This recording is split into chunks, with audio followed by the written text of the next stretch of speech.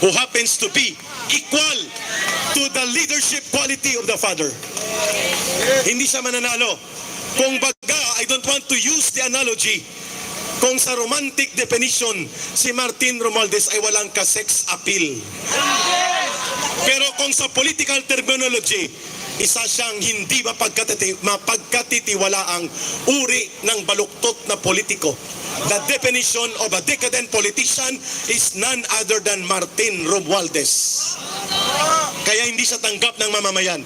If this is true, therefore, pinagplanuhan talaga na ipitin at gipitin si Sara Duterte so that kapag may nangyaring mga pagbabantang gawing totoo, ang pagbabanta na siya ay mapatay o patayin ang pangalawang Pangulo, the blood will be in the hands of Mr. Marcos and the cousin and Lisa, because sila ang mayroong elemento ng motive.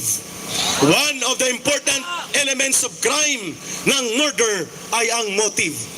Pangalawa ay ang iyong means to execute the motive.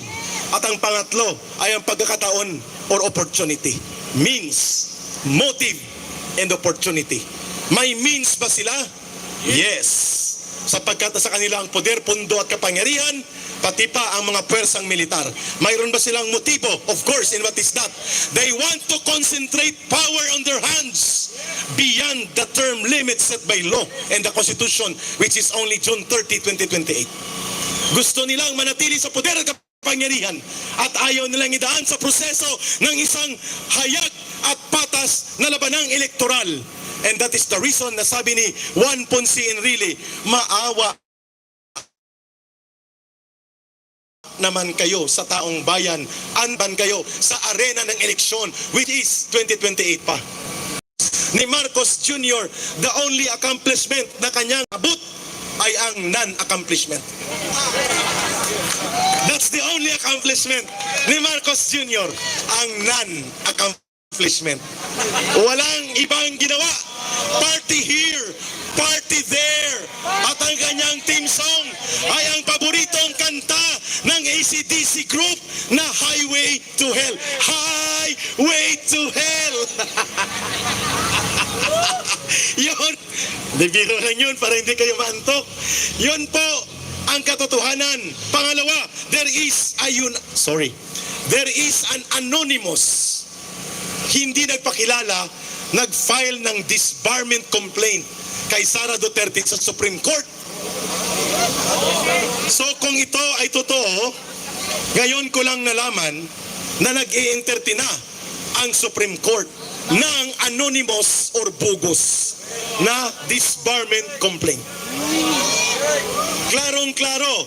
At sino po ang legal and judicial operator for maneuvers ni Marcos?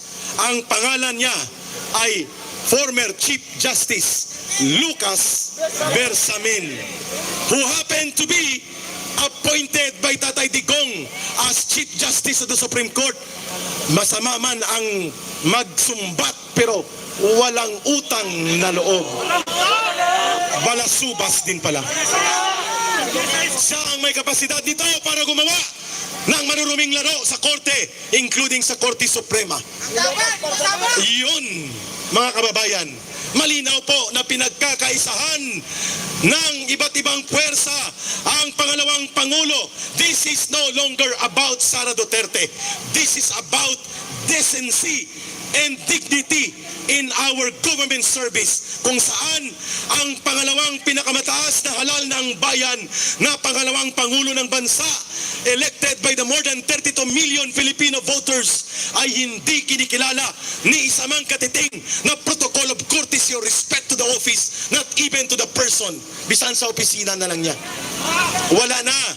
Ngayon lang ito natin nakita kasi ang purpose nila ay i-pressure si Sara Duterte na mag-resign, umuwi ng Davao at umiyak at lumuhod at manikluhod.